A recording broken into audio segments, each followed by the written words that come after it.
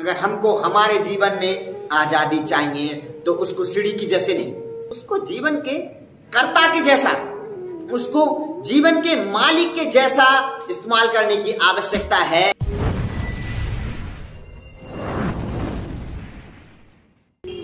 आज के समय में ज्यादातर लोगों ने अपने जीवन को मुक्ति के लिए खोजना चालू कर दिया है। उनको हर हाल में मुक्ति चाहिए, उनको हर शर्त पर अपने जीवन में मुक्ति चाहिए।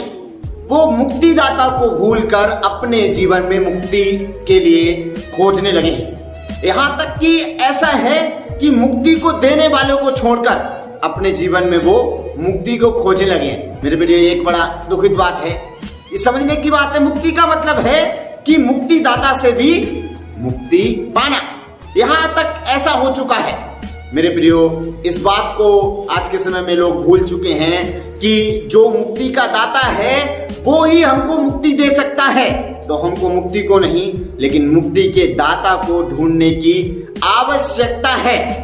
बाइबल यूहन्ना सुसमाचार उसके 8 के 32 में बोलता है कि तुम सत्य को जानोगे, सत्य तुम्हें आजाद करेगा।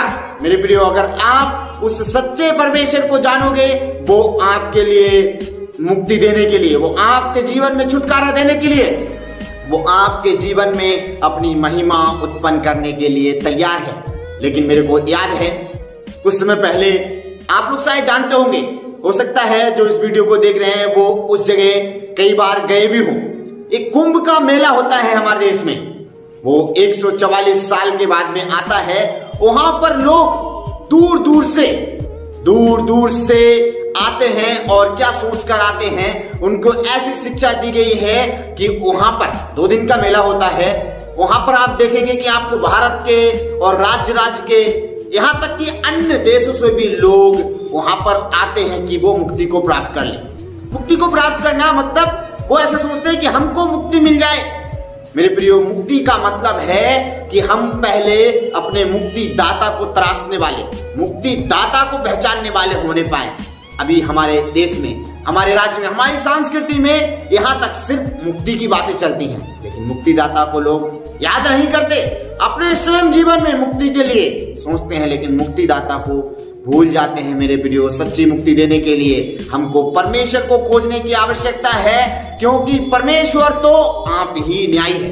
बाइबल बताती है स्वर्ग उसके धर्मी होने का प्रचार करेगा, क्योंकि परमेश्वर आप ही न्यायी है। अगर आप अपने जीवन में मुक्ति चाहते हैं, अगर आपका मानव कल्याण है, अगर आप आर्थिक जीवन से अपने जीवन में अच्छे हैं, तो आपको मानव कल्याण की भी आवश्यकता है। अगर आप आर्थिक से अच्छाई की ओर हैं, तो मानव की ओर भी अच्छाई को ले जाने की आवश्यकता है। अभी का समय ऐसा है, ज्यादातर लोग परमेश्वर को जब उनको आवश्यकता है, जब उनको कुछ चाहिए, जब उनको अपने जीवन में कुछ प्राप्त करना है, जब उनको जीवन में किसी भी चीज से आजादी चाहिए, जब उनको अपने जीवन में किसी भी काम को पूर्ण होते हुए देखना है, तो उस समय वो परमेश्वर को याद करते हैं। वो अपने तराशने वाले, वो अपने मुक्तिदाता को याद करते हैं। एक सीढ़ी की तरह वो अपने परमेश्वर को, वो अपने सृजनहार को इस्तेमाल करते हैं। जब उनको ऊपर जाना होता है या कोई चीज चाहिए होती है तो उसको याद करते हैं।